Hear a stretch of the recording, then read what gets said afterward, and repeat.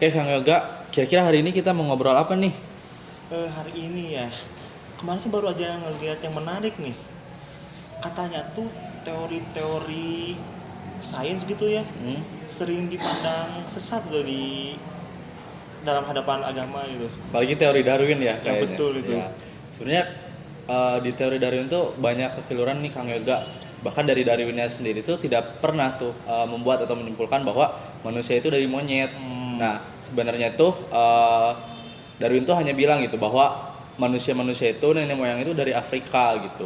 Sama hmm, kayak nenek moyangnya simpanse monyet juga dari Afrika. hmm, Nah, di sana lah gitu kan Darwin tuh bilang gitu ya bahwa nenek moyangnya tuh dari Afrika. hmm. Yang dimana Afrika tuh rasnya tuh kulit-kulit gelap gitu, Ya, hitam. hitam gitu. Nah, di sini respon dari orang-orang Eropa itu tidak suka gitu karena kan mereka merasa orang-orang yang kulit putih itu yang paling baik gitu, Ya, yang paling sempurna, yang paling memiliki jabatan gitu. Hmm, Sehingga sama orang Eropa sendiri itu sengaja disalahpahamkan gitu agar teorinya si Darwin ini tidak pernah dianggap gitu di mata masyarakat gitu, sehingga orang Eropa lah gitu yang menyimpulkan bahwa teori Darwin itu teori evolusinya itu manusia itu berasal dari monyet gitu. hmm.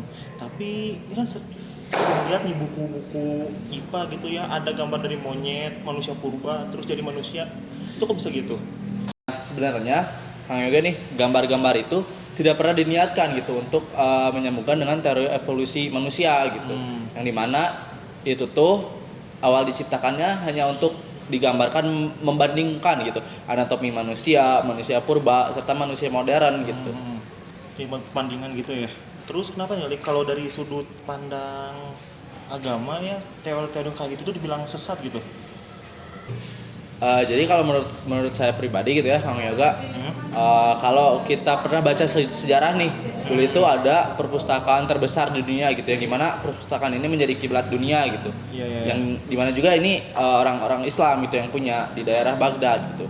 Nah, Hmm, saya yakin itu kalau misal Islam sendiri tidak sepakat atau tidak sejalan dengan teori-teori sains yang ada gitu, hmm, maka perpustakaan ini tuh tidak akan pernah ada gitu Kang Yoga, karena hmm, tentu di dalamnya kan banyak nih ilmu-ilmu pengetahuan gitu, yang ya. pastinya di dalamnya tuh pasti ada sainsnya gitu yang menjelaskan. Terus menurut saya juga kenapa saya tetap yakin gitu bahwa sains dan agama tuh harus sejalan gitu, soalnya misal dalam proses penciptaan manusia gitu, Hmm, itu kan tidak tiba-tiba kita langsung menjadi keluar gitu bayi atau gimana gitu, pertama dari sperma yang membuahi Hmm, janin gitu, sehingga selanjutnya ada zigot, terus selama beberapa bulan itu terbentuklah bentuk manusia gitu, hmm, yang menyimpulkan bahwa di dalam Islam juga diajarkan gitu bahwa sesuatu itu ketika penciptaannya itu ada prosesnya dulu gitu, sama halnya mungkin dengan bumi dengan teori Big Bang-nya gitu, hmm. yang dimana memang teori Big Bang itu yang awalnya disebutkan juga gitu di dalam Al-Quran bahwa bumi itu awalnya menyatu gitu alam semesta itu, sehingga ada ledakan yang hingga adalah gitu alam semesta hari ini gitu. Hmm. Jadi selama ini kita emang keliru ya, Lik, buat teori-teori sains itu. Ternyata teori-teori itu tuh sejalan ya sama ajaran agama Islam. Betul, juga. Jadi ngebahas sains gini, Lik, lu tahu kan puasa? Pasti Iya, tahu lah puasa. iya tahu. Tahu. Gimana tuh? Nah, puasa itu kan sering banget dianjurin sama orang-orang, dilakuin sama orang-orang. Kadang dokter juga nyuruh puasalah, puasa Ya. biar sehat. Nah, Kenapa emangnya yuk? karena puasa tuh dianjurin banget nih. Contohnya di Al-Qur'an ayat 183 sama 184. Ada dari hadisnya juga, dari hadis riwayat Bukhari, riwayat Muslim. Dianjurkannya dalam sudut pandang agama yuk. Hmm. Kalau misal dalam kacamata kesehatan itu sendiri gimana tuh? Nah, kalau buat dalam pandangan kesehatan gitu ya, banyak nih penelitian tentang puasa. Contohnya nih, yang kemarin saya baru baca ya, Lik, ada dari Osumi pada tahun 2016 kalau nggak salah. Kalau nggak tahu tuh beliau tuh seorang Nobel Prize winner. Jadi dia ngungkapin dalam konsep autopagi ya, eh, saat tubuh puasa terus kan nahan lapar gitu ya. Sel-selnya tuh kan lapar. Nah, sel-selnya tuh memakan sel-sel rusak sama sel-sel mati. Dalam 8 sampai 16 jam berpuasa, tubuh membentuk suatu sel yang disebut autofagom. Nah, protein yang mengumpulkan dan menghancurkan sel berbahaya seperti sel kanker, terus ada kuman. Nah dari riset ini tuh menyarankan kita untuk puasa 2-3 kali lah dalam seminggu buat puasa. Wah, berarti keren banget gitu ya, hikmah di baliknya puasa gitu. Selain di dalam agama juga dianjurkan, tapi penelitian buktinya ada gitu bahwa memang baik gitu puasa itu bagi kesehatan. Iya. Terus ini Yok, kalau kamu tahu gitu ya, menurut aku nih salah satu pembuktian adanya Tuhan gitu. Mungkin nanti bisa aja gitu kamu debat dengan orang ateis gitu yang tidak percaya Tuhan gitu.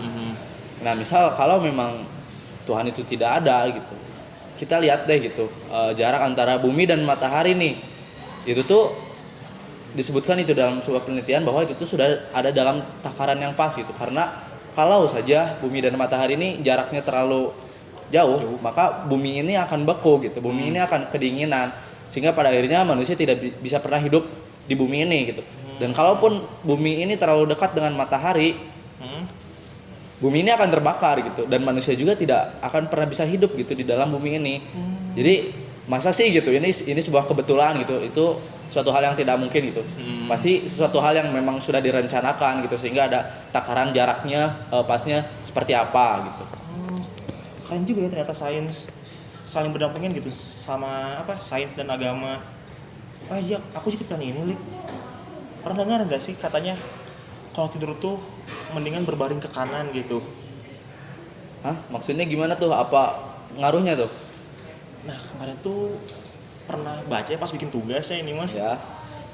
Ada beberapa hadis sunnah yang nyaranin kalau tidur tuh mendingan berbaring ke kanan. Berbaring ke kanan tuh ternyata banyak banget manfaatnya loh.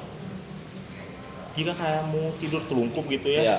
nah itu tuh bisa bikin sesak napas karena menyebabkan dada sulit berkontraksi. Serta kalau tidur terlentang dengan satu kaki di atas dapat menghambat relaksasi otot dan sendi. Rasulullah SAW menganjurkan tidur miring ke kanan yang terbukti bermanfaat. Ada berbagai macam penelitian ya. Kalau nggak salah tuh dari Cheng Deng Ya. sama dari Gao Yang Chen yang menunjukkan bahwa posisi miring saat tertidur tuh dapat meningkatkan modulasi saraf simpatis dan vagal, baik bagi penderita penyakit arteri koroner maupun untuk orang sehat. Terus ini Yok, bahasan selanjutnya gak kalah menarik nih kayaknya.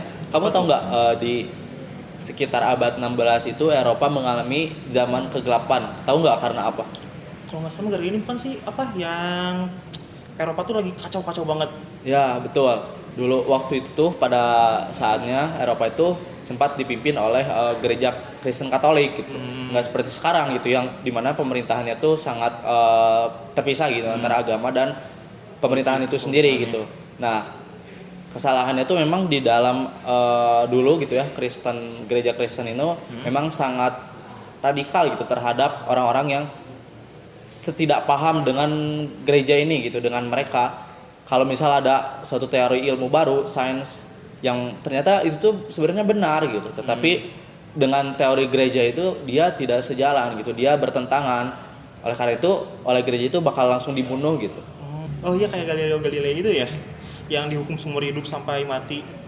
Jadi sebenarnya tuh gereja tuh enggak anti sains banget ya, tapi justru dari sains itu banyak yang membuktikan banyak kekeliruan gereja. Nah, iya betul Yok, benar banget. Tapi pada zaman itu ada salah satu tokoh pejabat kerajaan Inggris nih. Namanya tuh Francis Bacon. Francis Bacon kan? Ya, betul, Francis Bacon.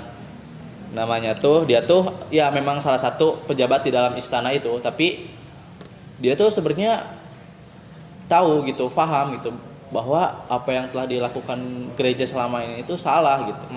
Karena manusia itu memang harus terus berkembang gitu dengan idenya, dengan akalnya, dengan pemikirannya gitu.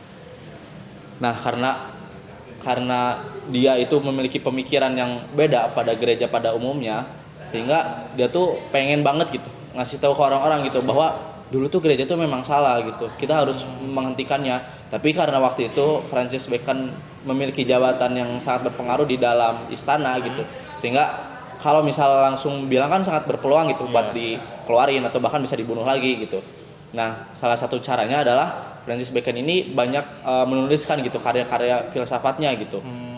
dengan Francis Bacon ini punya statement gitu sebenarnya bahwa manusia itu memang punya dosa gitu, tapi manusia itu selalu punya kesempatan kedua gitu, karena mereka itu diciptakan memiliki akal gitu. Beda halnya dengan hewan gitu, kalau mereka salah mereka tidak akan berpikir gitu bahwa saya ini salah gitu. Nah itu mungkin yang bisa membedakan gitu antara manusia dan hewan juga gitu. Enggak.